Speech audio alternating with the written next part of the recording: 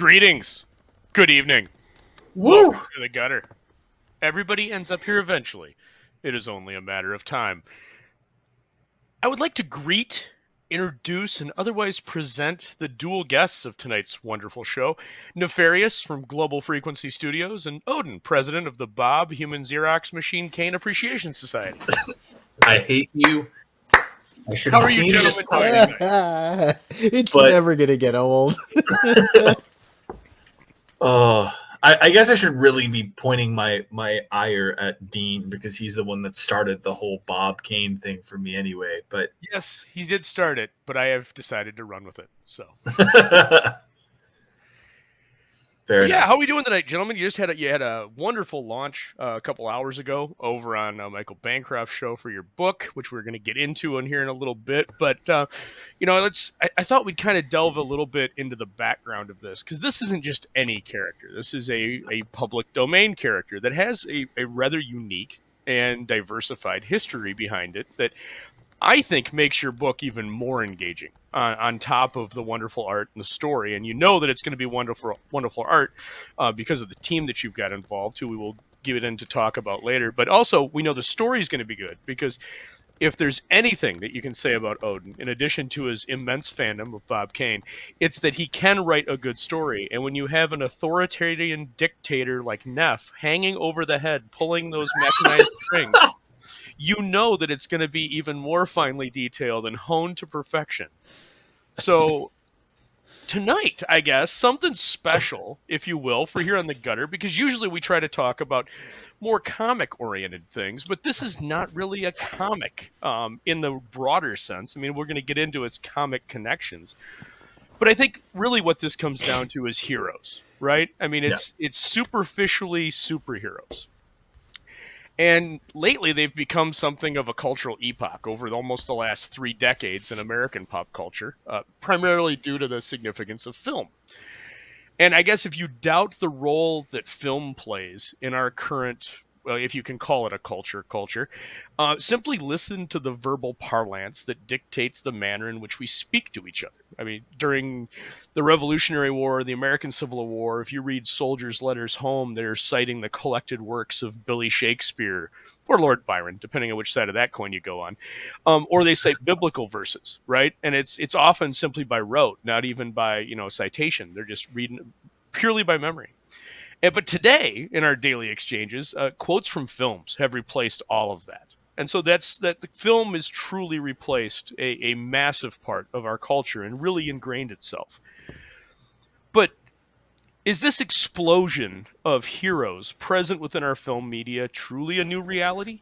I mean, I guess what both of you, what is your opinion on that? Do you think this is new or not? I mean, no, you both probably already know the answer where we're headed with this, but No, We've had I don't. heroes in cinema since the beginning of cinema, man. I mean, like characters like Buster Keaton, they were superheroes in their day and age.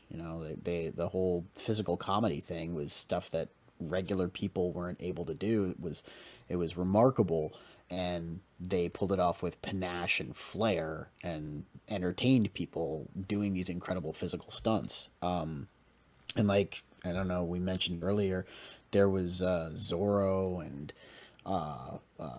the strongman dude. I can't remember his name right now. But we've had like heroes for forever. I mean, like Judex is kind of a hero, right? And he was in movies when there wasn't even talking. right? So No, and that's unfortunately we can't quote his movie as original. you can read the title card. But no, Yes, I mean, the title card. there was a period where that kind of stopped, and for that very reason, famously Richard Donner's 1978 Superman had to clarify that it was Superman the movie, because there was actually a concern that the audience wouldn't cross-associate the comic book character with the actual film, if you can believe it. But even before that, and you have a large cultural gap. We're not going to talk about the 60s Batman because that was, in and of itself, kind of just its own thing. But Arthur Stringer's 1941 15-part serial, The Iron Claw. There's many that consider this. Creighton Hale plays a easygoing idiot of a character in this, who's like a personal secretary for a multimillionaire, almost like a Bruce Wayne clone, in fact, by day. But by night, he dons the guise of the mysterious laughing mask, which is kind of hearkening to a degree to like the spider in classic pulp. By the end of the series, he's wooed the boss's daughter and thwarted the nefarious Iron Claw as the bad guy. But that certainly wasn't the beginning, although it ties a lot together in some of the other things we're going to be talking about. But Olympic swimmer Johnny Weissmuller won his gold medal in last gold medal in 1928's Olympics. Buster Crabbe won his last gold medal in 1932. Both went on to play Tarzan. I grew up watching the Weissmuller on static-filled antenna-derived channels at the family farm with my grandparents as a young lad. I still associate those Weissmuller Tarzans with the cathode ray tube hum. Man, it's one and the same. But that you got to go even further back than those. You got to go 1920s, as Neff said, Mask of Zorro, Douglas Fairbanks. This is a huge one, and honestly, I love it. I mean, it predominates my heart when you talk about classic Zorro films. And I think Douglas Fairbanks easily sets the standard in this film for how the character's mannerisms would even be translated up to the Banderas films that were done, 20 years ago. But again, we have to go further back. And so we get to the Purple Mask. And this is a unique one. It's really, really similar to what our eventual answer is going to be, and anybody that's paid any attention to the title of the episode knows what that's going to be. But Francis Ford in this serial plays the Sphinx, and this came out in December of 1916. Its title character, again, is a masked hero. This has a masked heroine that he is trying to woo by Grace Cunard. And she's like a lady thief, really much very similar to a Catwoman-esque character or a Miss Fury-esque character. Mm-hmm. But she's called the Queen of the Apaches in this, and arguably, she is the first celluloid superheroine that I could find.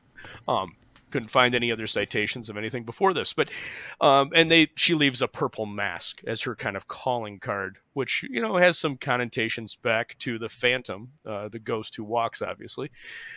But none of those are the first. For the first was Judex, 1916, 12-part serial, 5 hours of total runtime, and the interesting part about this, I kind of want to get into this when I talk about your story, Oden, is the chapters for Judex were almost episodic in nature, closer to what we would now consider episodic arc-based storytelling in television than the serials of the day. They weren't standalone, each one interconnected.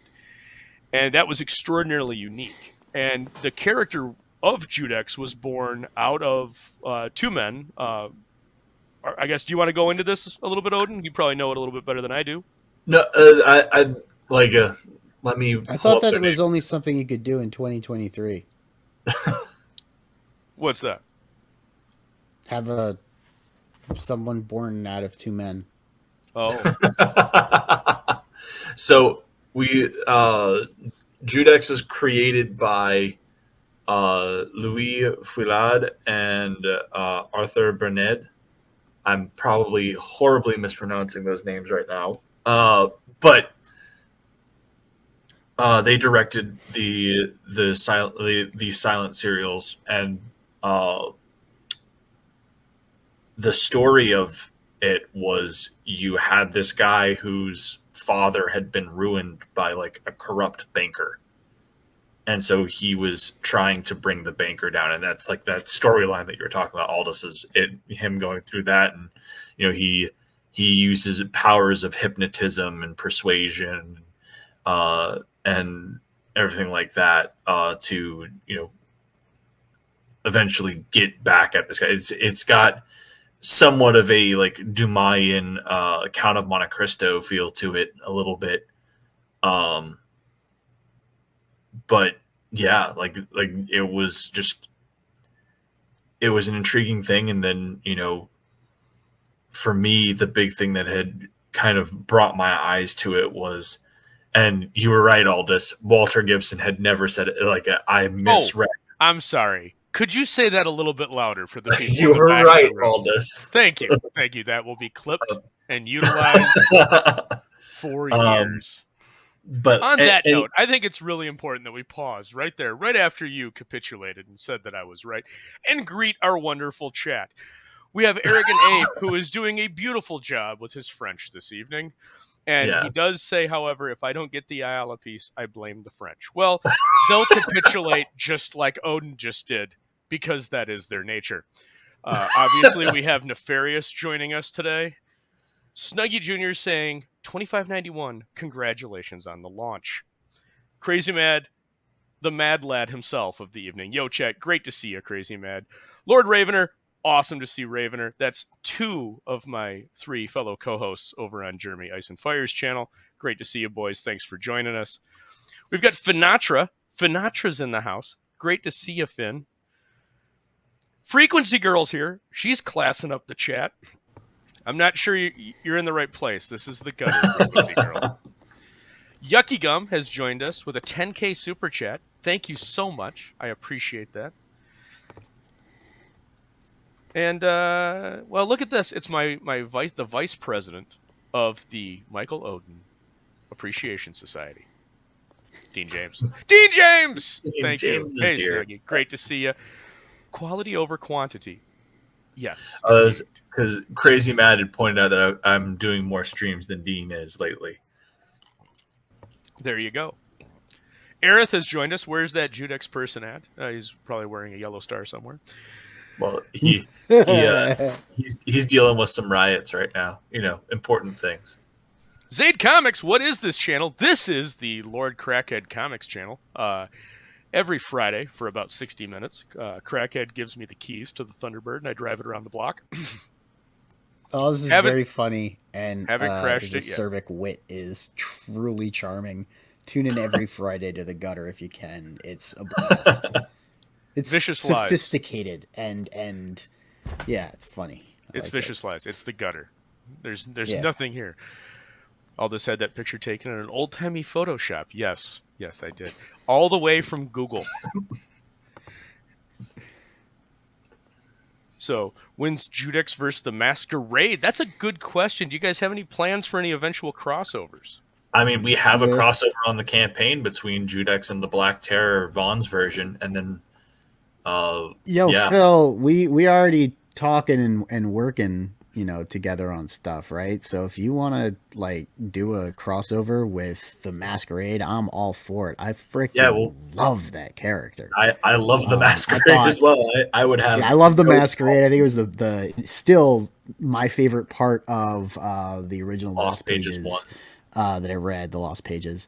Being he kind of like the glue that held everything together, even though I know that the hobo was the narrator, but it's the Masquerade, right? So if you want to talk, I'm all ears, and I know Odin would love to write something with you.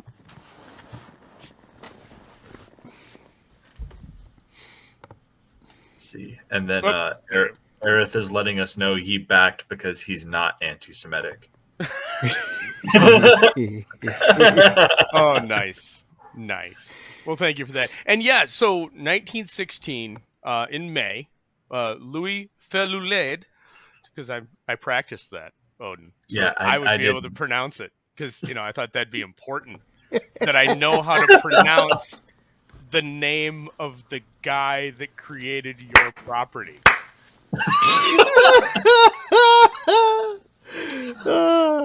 In any case, so 12-part serial,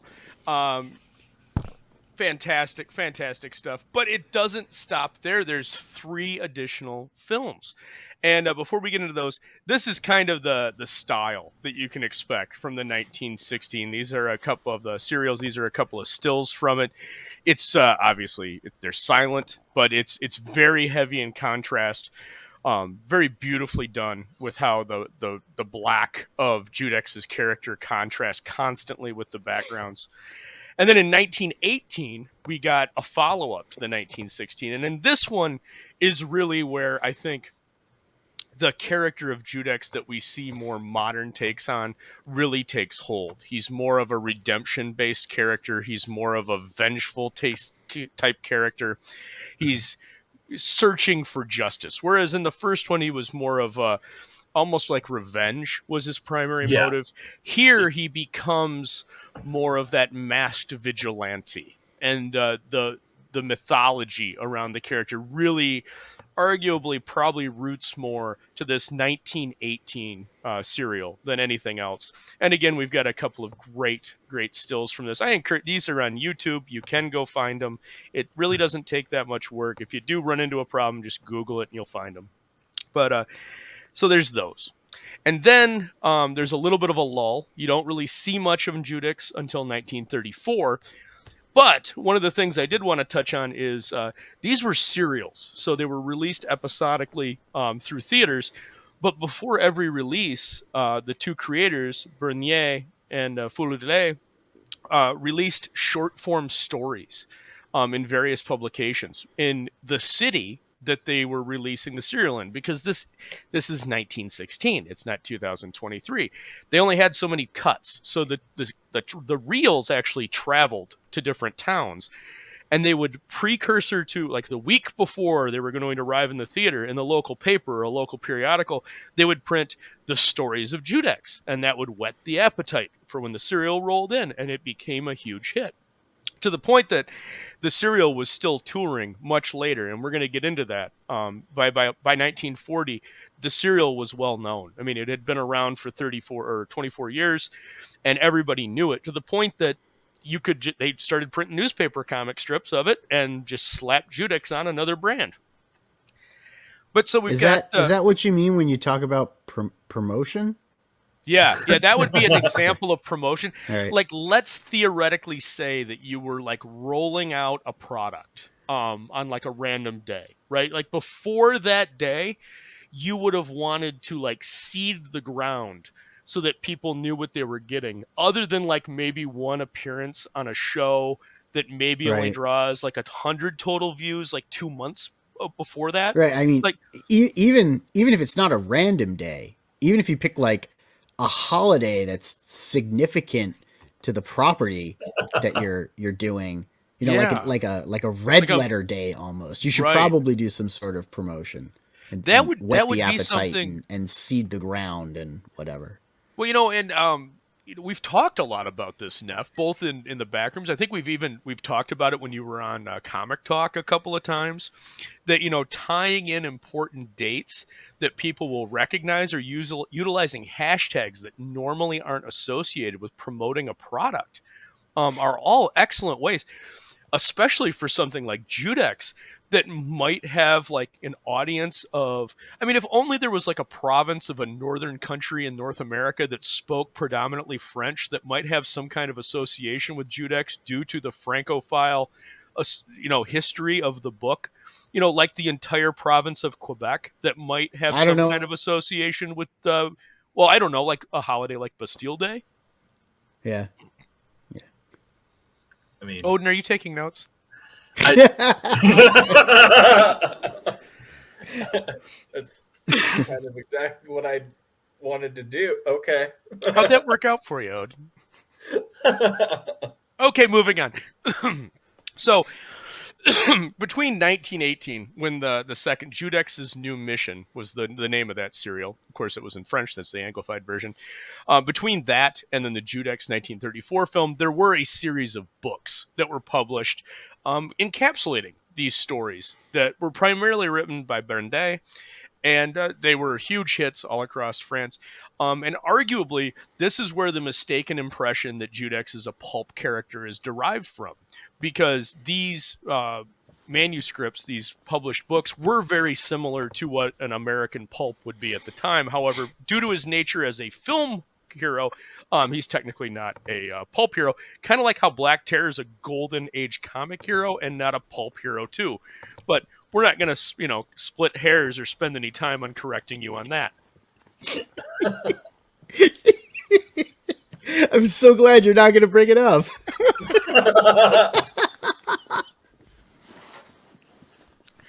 So we've got the 34 serial, and unfortunately, I was unable to find any posters or stills from that. But I'm taking a look at the chat right now, and I don't see anybody that's really that disappointed. So we're going to step on the accelerator and go right to 1940, because this is where things start to get really interesting, and this is where we can just move right into your book, because we can skip over 6 years. And so by June of 1940, France has capitulated to the Germans, much like how they're going to capitulate to Arrogant Ape when he's unable to get the Rich Ayala piece. And most French publications are forced to cease. And for the sake of the comics discussion, I'm just going to focus on them. And tragically, the worst of these was Hurrah. Hurrah was published by Editions Moderadas. It was pretty much like, it was their best comic book magazine, but it wasn't really a magazine. Think of it like the golden age newspaper foldouts of comic strips that came in standard editions of like King Publications. Yeah. The last edition that was published was number 264 on the 23rd of June of 1940. However, after the Vichy government had been installed in December of 1940, under new editors, new publishers, and pretty much everybody was new, it was reborn, and it was reissued with a new number 1. And this is where Judex's tie in. There were there were 3 distinct differences between the issue that came out on the 23rd of June, 1940, and the issue that came out in December of the same year after the Vichy government had been installed. The first was that Les Superhommes, which was the reprint of the Siegel and Schuster Superman strips, was out. It was gone. Also, the Masque Rouge, which was the Batman strips, those were gone. Interestingly enough, though, the Le Fantôme d'Acer, which is or in English, the Steel Phantom, which was the Blue Beetle scripts, they kept those, but they recolored Blue Beetle from blue to red. So they needed to replace these spots. They pulled essentially what they were is Superman and Batman reprints. And so they pulled those strips and they had to replace it with something. Well, what they chose to replace it with is very near and dear to my heart, because in early 1940, and actually June of 1940, the Ledger Syndicate, which was a syndicate of all of the various ledgers across America, paid a lot of money to syndicate a comic strip of what was at the time one of the most popular characters that is in no way directly associated to Judex, the Shadow. And if you ever happen to find a copy of this is the book that doesn't exist because Condé Nast never approved it. It is the complete newspaper strips from 1940 to 1942 of the Shadow. And essentially, obviously, this wasn't available at the time, but the Vichy government did manage to get a hold of all of these strips, and they relettered them, and they became Judex. And all these are the original 1940 Shadow issues, completely relettered and structured. And you can imagine how much of a shock it was. Because as I said, those serials were still making the rounds. People were still watching them. They loved Judex in all of its forms. And there was already a mythology around the character. And so you can imagine in December of 1940, as kids are racing to get their new copy of Hurrah that has not been in publication for 6 months, it's finally back. They open it up and they find out that Judex's alter ego is not Jacques de Tremus. No, he is now Lamont Cranston. They didn't change his name. Oh my God.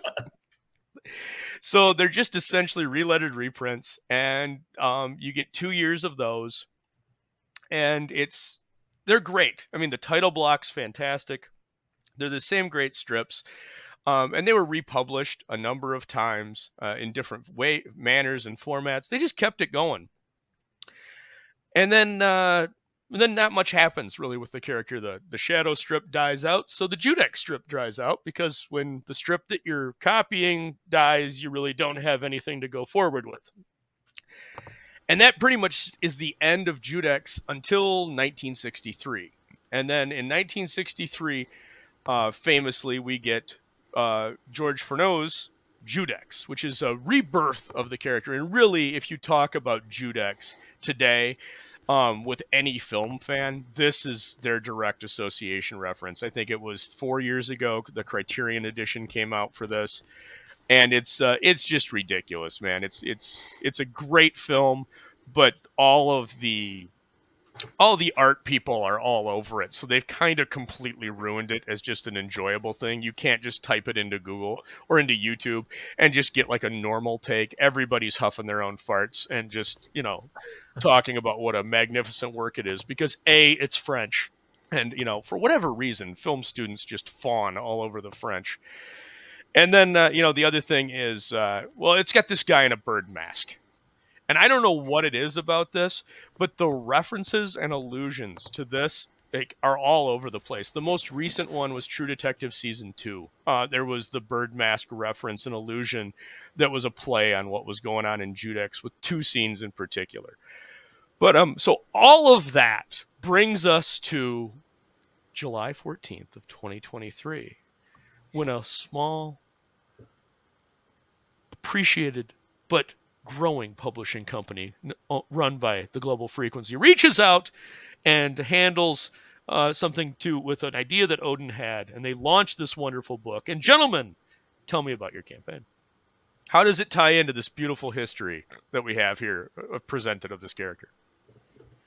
Well, so in terms of how it ties in, I mean, there are a lot of things in terms of like backstory and everything like that I've somewhat workshopped, but like the big thing for me was taking this concept and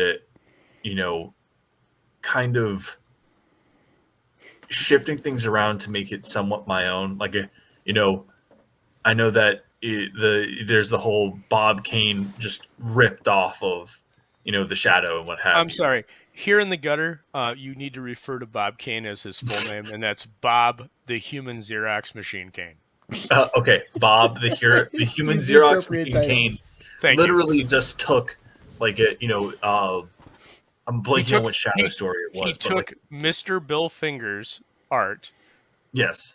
Yeah, and then he took Mr. William. Actually, it wasn't William Gibson's story, but I took Partners in Peril. Is the story you're thinking of?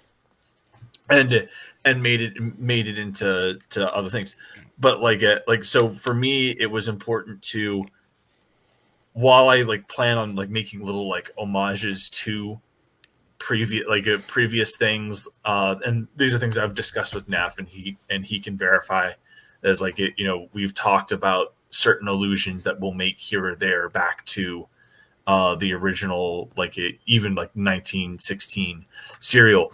I wanted this character. I wanted this to be a reimagining that allowed me to play with the elements of pulp and golden age hero storytelling and all of that stuff, and bring it together into this character that's meant to represent not going out without a fight. Really is what it ultimately comes down to. Is he's this protector of Parisian and French culture during a time where the French people, the French, are occupied by a hostile force, and their culture is actively being trampled. Well, expand on that a little bit. I mean, other than cheese, snails, opera, what exactly was being destroyed? Hairy armpits.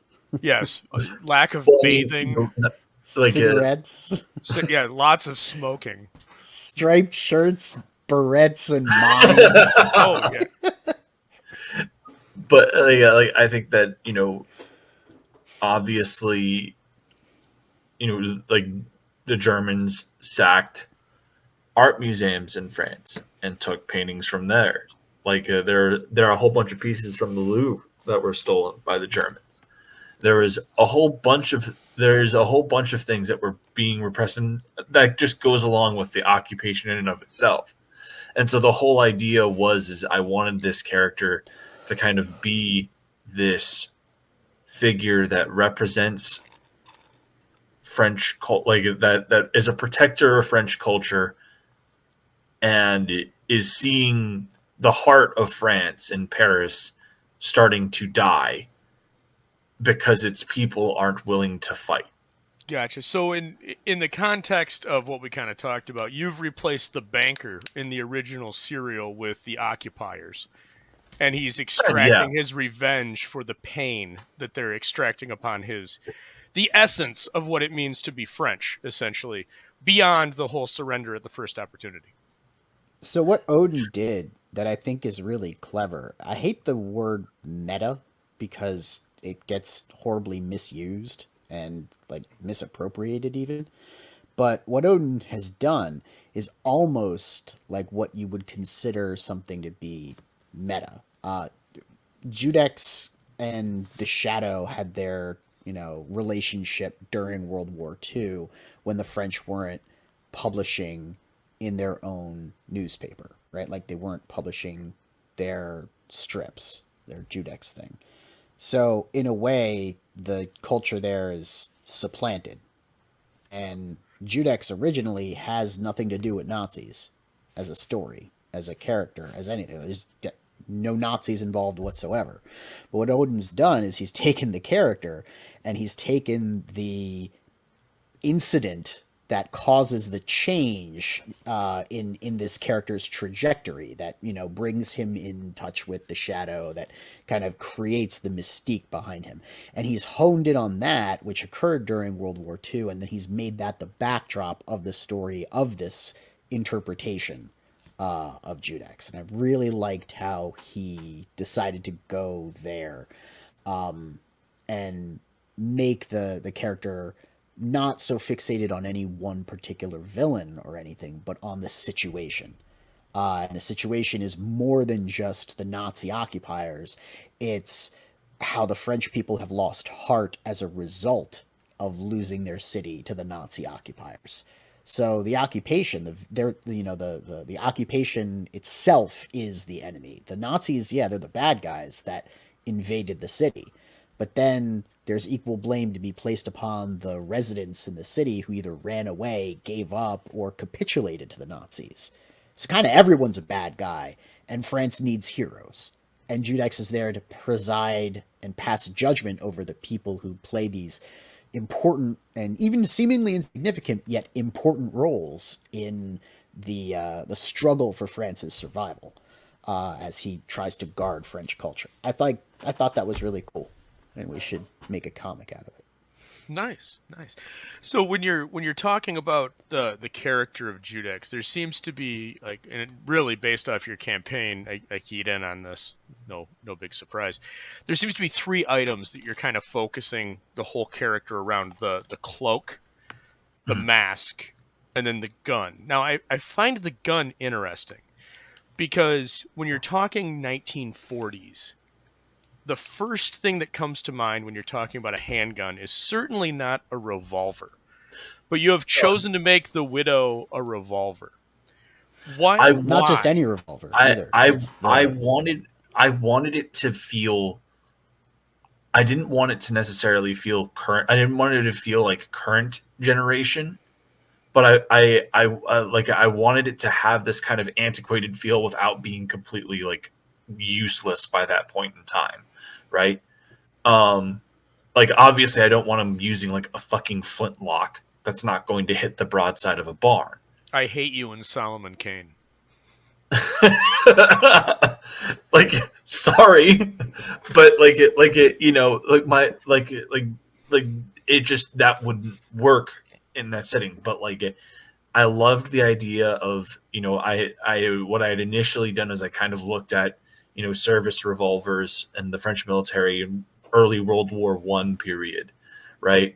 And so that had kind of initially served as my bait, as like the initial base. And then Neff had a whole bunch of direction in the design of the gun, especially as we moved into actually building it and what have you. But the main thing was I wanted it to feel like an old weapon, and I wanted it to have this, and I wanted it to be obviously like I wanted it to be a pistol, but I wanted it to have this old worldly feel to it, and I felt that the revolver was the perfect thing for that, and it also adds into this element of, you know, the gun doesn't need to be loaded. The widow has the exact, in the hands of Judex, the widow has the exact rounds that it needs for justice to be served, right? And so like you know, like that's it's a character in and of its own right. It knows what justice requires, right? Oh, nice. And So is Judex? I guess before we get into that, I'd like to greet some of our new joiners in the chat. We got Jay from Desolate Soul Studios. He's currently talking about Aerith, about the quality of the Parisian working girls. It's always nice to see that our chat is not only cultured but traveled. Thank you, gentlemen. And So Oliver so from that they can 656 compare. Comics. Great to see you, sir. I've got all my favorite people in here tonight. So continue, Odin. So but yeah, the gun is its own character. Is the mantle of Judex, is that even important? Is it just whoever wields the widow? no, I would say that it's definitely important. Like Judex is what he is. He is, you know, a servant to Le Mahian. But That's like the widow in French. no, Le Veuve is the widow in French. Okay, Le Mahian is the French embodiment of justice. She's the figure that you see in like the painting, the like famous painting from the Revolution of 1848 with the woman leading the With charge. the tits out. Yeah. Yeah. With those nice French tits hanging So out with the going flag. back when we were talking about promotion, like 2 weeks ago, when I said, "Hey, is there anything that I should be referencing?" And you said, "No, we're all good." Might have been a good idea to bring up that painting so I could pull it up right now. I can't because I don't have it. Just saying. Sorry. Odin, why don't you help him out? Go get the painting and You could, put if it you up. could pull it, I could share your screen if you would have the Yeah, painting hold on ready. 1 second. But while we're waiting for that, we're gonna look at the chat again. We got is this AI Aerith or normal Aerith? You know I what's noticed weird? in Bancroft's I can't chat it tell was the AI difference Aerith. anymore. That's what's scary.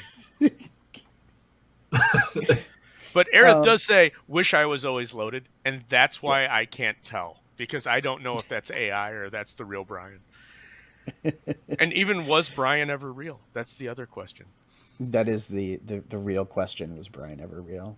And So Neff, when did Odin bring this to you, or did you like punch him in the stomach as he was walking out of the laundromat, turn him upside down, shake out some quarters, and while he was on the ground, he coughed up a good idea, and you're like, "Yeah, okay, he talks his money." You're right. I mugged the human Xerox machine for an idea. Yeah.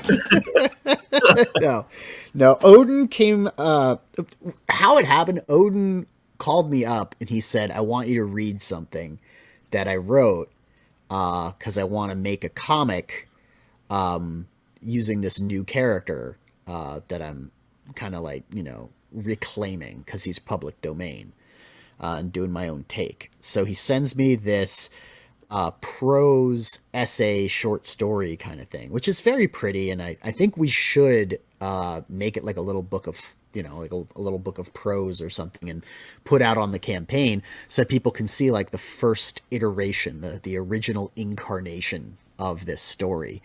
And I read it and I was like, this is really powerful stuff, man. And the character is really cool. The scenario's great. I like Javert.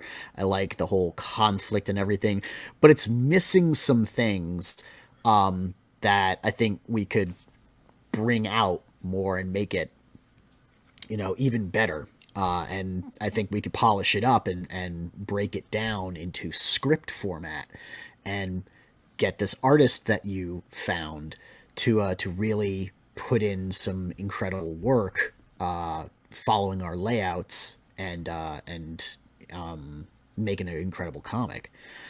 So then he and I got to work. Aerith, and Aerith would like to know if that's big tits. Is that what you were trying to add into the book? Big tits? I would Yes. love to add in big tits. There's actually big tits in issue 2. But not in issue 1, sadly. There are no big tits in issue 1. We have to like lead in with good storytelling and character development and get people invested and then give them the cheesecake. Yes. That's an interesting tactic. Instead of jumping right to the tits, you're gonna like go out to dinner with them twice. Yeah, it's kind of You're the not way how right to second how I base. You gotta like We're swing a going- couple of times we're at going the a plate classy before you old give the school ground rule approach. double. yeah, you gotta womb a little bit and show them that you got the goods, and then you get him hooked with the visual spectacle, right? Like you get a small dedicated following of people who are like, we like your stuff because it's quality, and then you turn around with that dedicated following, you go, hey everybody, they like my stuff. Oh, by the way, tits, and Perfect. there you go, you've made it. I love it. Well, while Michael's still trying to find the image, I literally have it share screened. would you? Oh, you okay, have it? They don't Yeah. know that, and I'm trying to cut a break so I can pour myself another drink. So go with the flow instead of calling out reality. So this is just the make Odin look like a dipshit stream. I got it. No. Yeah, I don't need to do a stream for that, buddy. Yeah, fair enough. Oh no. We'll be right back.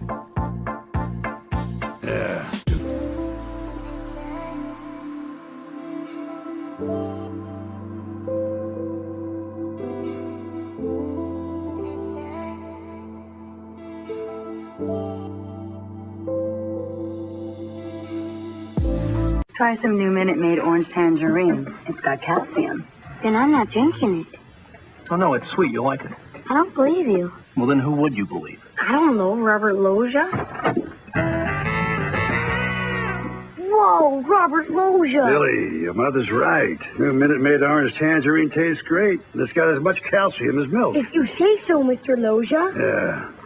This is great. Enjoy your breakfast. New Minute Maid orange tangerine with calcium. Yeah.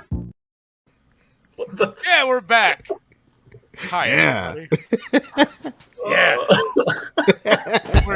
we're really big Robert Loggia orange juice fans. Commercials here over on the gutter. I can tell. Hey, it's And fantastic. I will have man. you It's know so that eclectic. It's If great. you look at the metrics of orange juice sales per capita, they peaked around the time of that commercial. I'm just saying, to the Orange Growers Society of America, they need to bring Robert Loggia back. Just saying. Best orange Is he juice still commercial alive? ever. I have no idea. I did not. It doesn't really matter with AI. You No, can you probably accomplish anything. well, they don't. There's no contract right now, so you can just use his image and it won't. Yeah, you matter. can just use them. In any case, Odin, in all of his prompt and prepared circumstance, has brought us the image that he was talking about. Unfortunately, Right. I am completely inept and have overlaid an image on top of it. So There you go. there we go. So that's the famous Titties. image. Yes.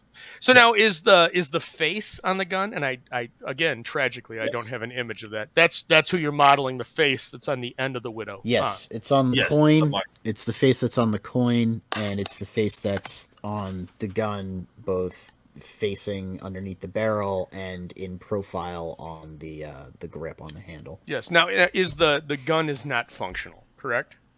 This gun, this prototype is not, but the next iteration will have working action. The barrel is obstructed. Yeah, look, gun safety.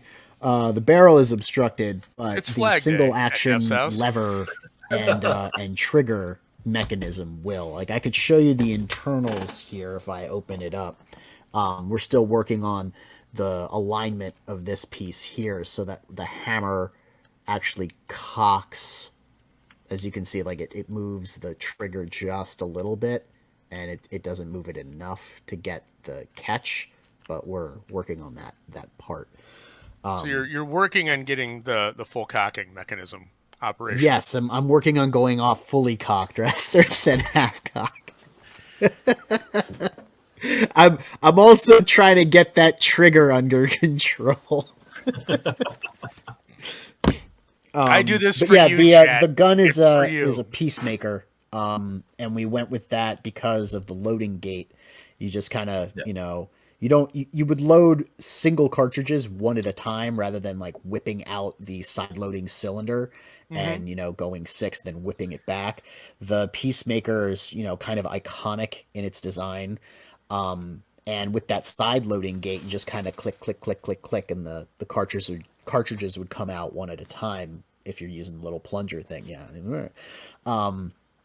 So that kind of fits in well with the Widow not really needing to be loaded or unloaded. You just kind of like click through and the spent cartridges of dead people fall out, the number of people that you needed to kill to render a verdict. But the gun itself, the Widow, would never have to be reloaded. Judex, just to clarify, serves Lemarion. He serves the spirit of France. The Widow is a tool of justice. It's the executioner.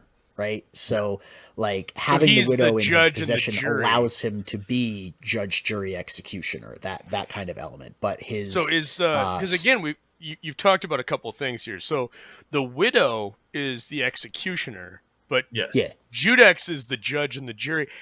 Does the mask play into that? And then you've also got the coin, and the coin. I want to show you. Actually, I can't because that'll just ruin everything.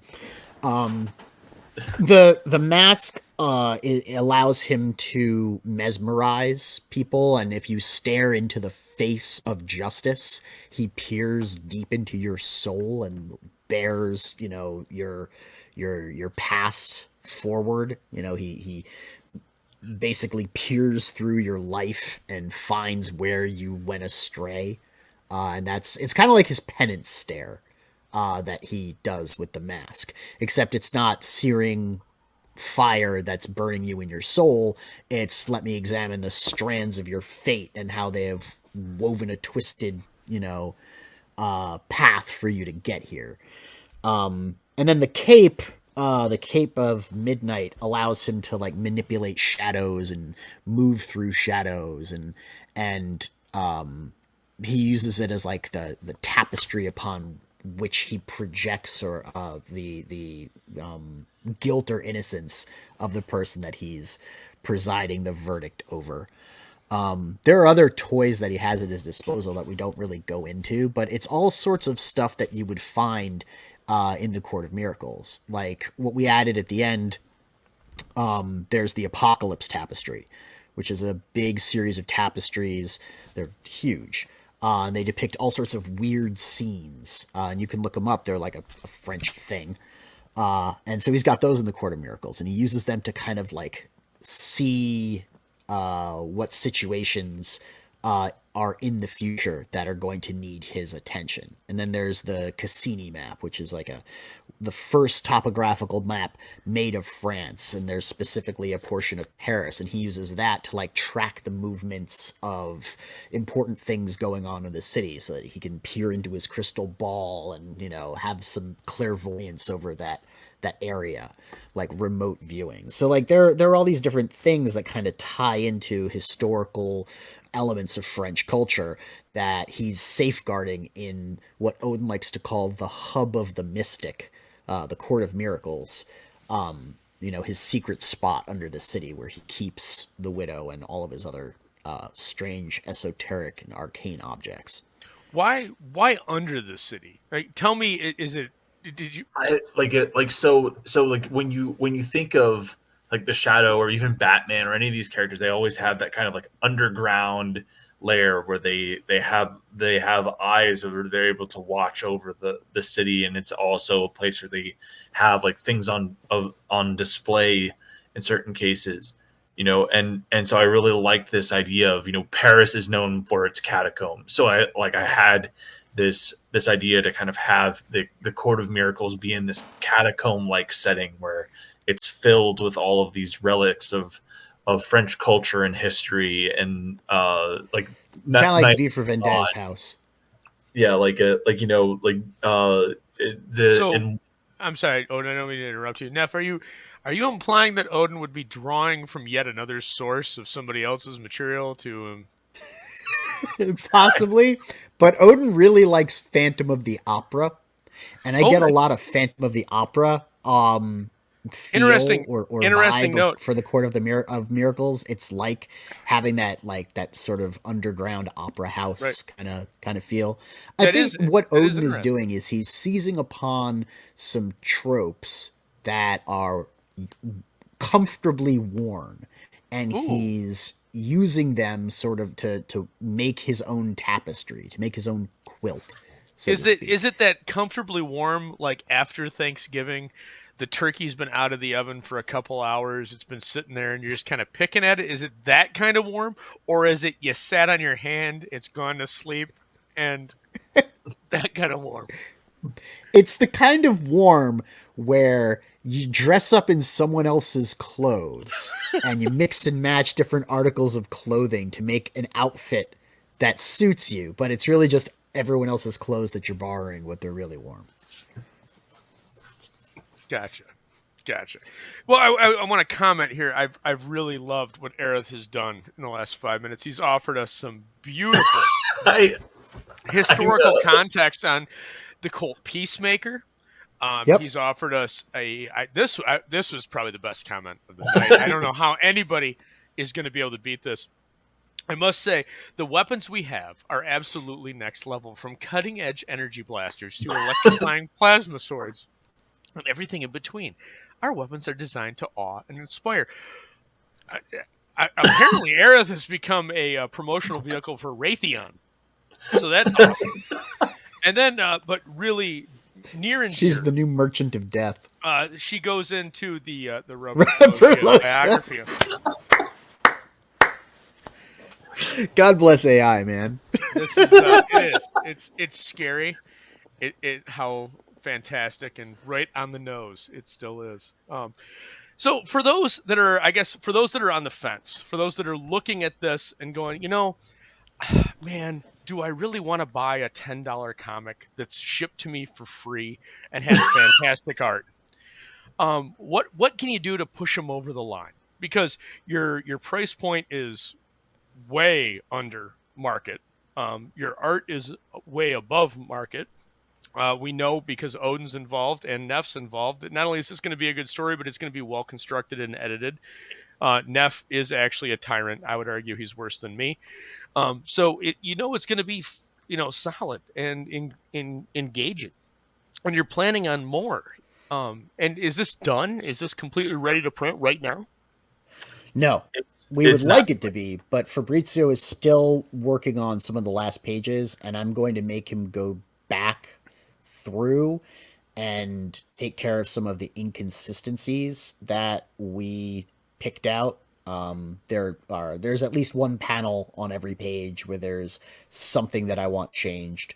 So there's that final editing pass that has to be done where the artist changes some of the inconsistencies that they've allowed to, occur. So it is would not very be ready close, to go to though. print right now. Certainly Yeah. not, because I haven't done my final editing pass and made him spend another 2 weeks fixing all the time. Right. So I guess let me phrase that a different way. You just launched your campaign today. Your 30 Yes. days started now. Yeah.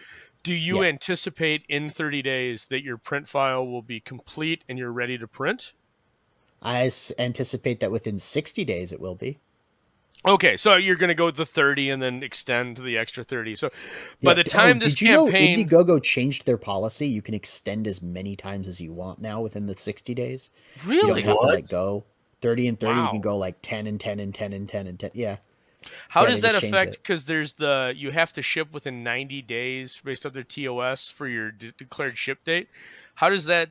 Oh man, that opens up a whole different can of worms that we're I not going to know, get I into know. tonight. There's But a man, lot- am I curious because I suddenly want to launch a campaign that's going to deliver in 2100, and I'm just going to be eternally in demand. Well, I mean, you are in demand, Aldous. So. Oh, no, I'm not. Look at the view. In any case, moving on. Enough about me. Let's turn back to Oden. So you've got this great campaign. You've resurrected, and I do argue that you have resurrected this character from relative obscurity, because the hands that he was in over the last decade they've maligned him. They've altered him. I think with the style and the story that you're hearkening to, like we talked about, and play as I will with parlance and verbiage, you are definitely a Francophile at heart, as am I. And we may make fun of the French, but we love them for their history. Yeah. And their causation of liberté, because it is still firmly, as you saw over the last few weeks, when injustice does occur within their society, they do rise up and regulate, as it can be said, whether they be on the side of the rioters or the anti-riotee.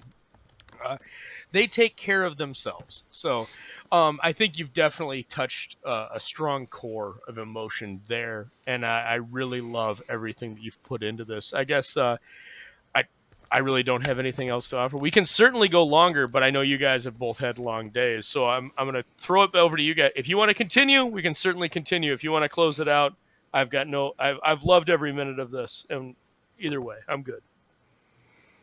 I think I'm about tapped out, and I know Neff and Kim put this campaign together, and they did a freaking bang up job. We were done 5 minutes before we went live. Like, they've been up. We still have to go back. hours. There are things that we want to change now. Fabrizio's name is an extra Z. Yeah, we'll talk. We'll talk in the back room. Description. Don't there's things we need to change on the campaign page. Yeah. Absolutely. Insert stop talking about the bad things about the campaign on the promotion stream. But I'm honest, right? And letting you know that I see the mistakes, that I correct the mistakes, that it's important to me to acknowledge the mistakes and then know that I've corrected them. That's just kind of how I come at it.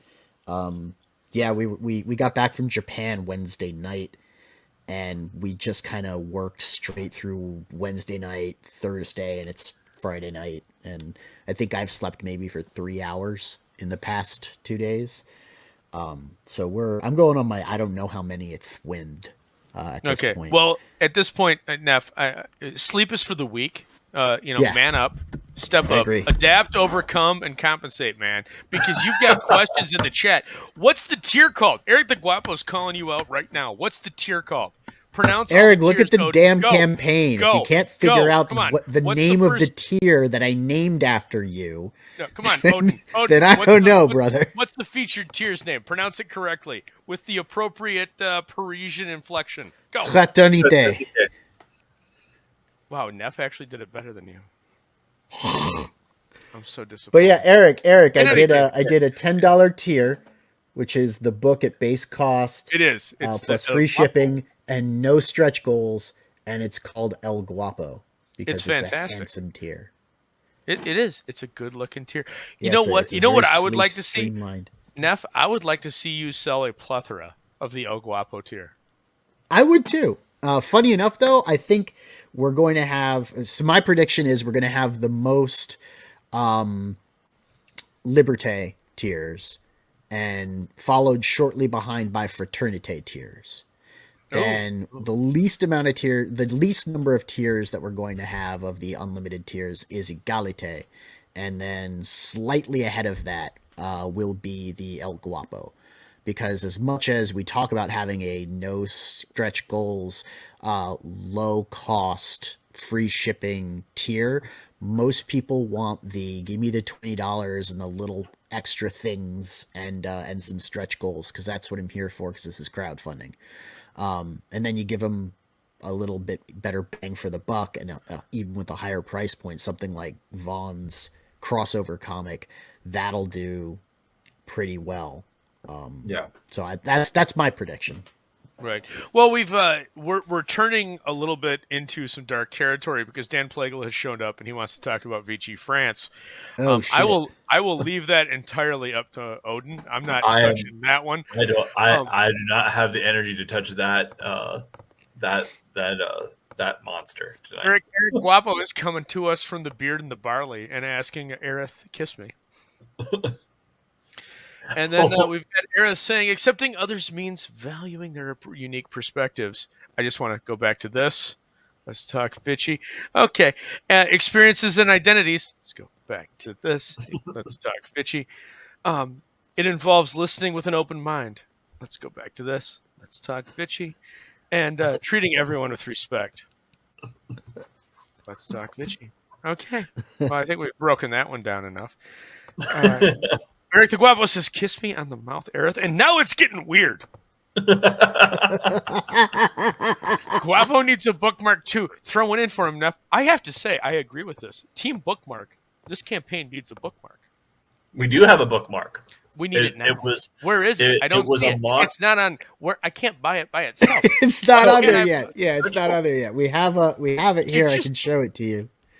You can show it's a stretch goal that unlocked when we oh my god! Hey, by Oden, D. James. Do you see this? Neff has the bookmark ready for me to share. I don't have to play an intermission. Hold on.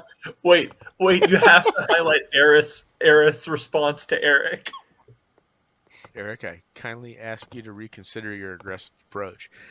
It's important to remember that communication should be respectful and constructive. Let's talk Vichy.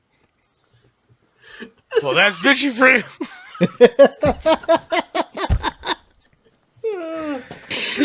Oh, it's a Dean bookmark. Yeah, it's a Dean bookmark. I gotta ask, and this is going to be the question that everybody's going to ask: how is that image going to fit on a narrow bookmark? So the way it's going to work is the line between his suit coat and the cape going up to his shoulder is slit. So you take your fold it bookmark and the long man goes close to the spine. And it's a split page bookmark over the page. It's one of them their fancy bookmarks. Yeah, I wanted to do something that wasn't a rectangle. Why? Why? Because I gotta be me, man. I gotta be different. Why? But why? As a traditionalist within the team bookmark community, I have to ask, like, why would you deviate so obtrusively? Because I'm a member of Team Sticker who's trying to amend his ways, and I have to ease my way into the world, the rigid and structured world of Team Bookmark, and that means doing some strange and experimental things as I come back to the fold. I cite my friend, my brother, Dan Plagel's comment. Well, that's Vichy for you. And I think it's starting to get a little weird, but that's too complicated for comics readers. Hey, you know what? I'm hard pressed to argue with that point. Aerith is saying, Eric, kissing people you don't know can indeed be dangerous, and it's important you prioritize personal safety and respect boundaries, especially when it comes to physical contact. On that note, I would like to remind the entire Gutter audience that you have no reason to allow anyone to touch you within your bathing suit region, and exits are clearly marked both ahead and behind you. So if you feel theater staff are here for your entertainment and your assistance. If you need help, DM us. We'll be happy to assist you. On that note, right as Corey Barton comes in and classes up the place, of which we are not deserving at all, I am going to wish you good evening and best of luck, gentlemen. I'm really looking forward to this campaign. I love everything that you're doing. I'm thrilled to death. The weird-looking let me Dean take that James a step bookmark? back. I love everything you're doing other than the work that Oden does for the Bob, the Human Xerox Machine Cane Appreciation Society. But that's only because I'm a card-carrying member to the Bill Finger-created Batman Society. And on that note, ladies, gentlemen, AIs throughout the land, I bid evening.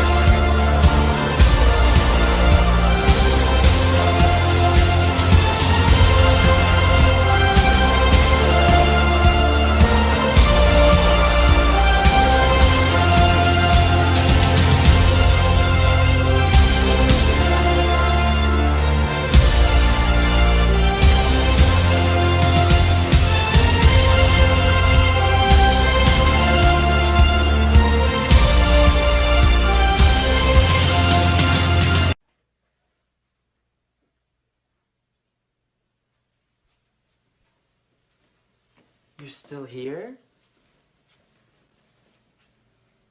It's over. Go home.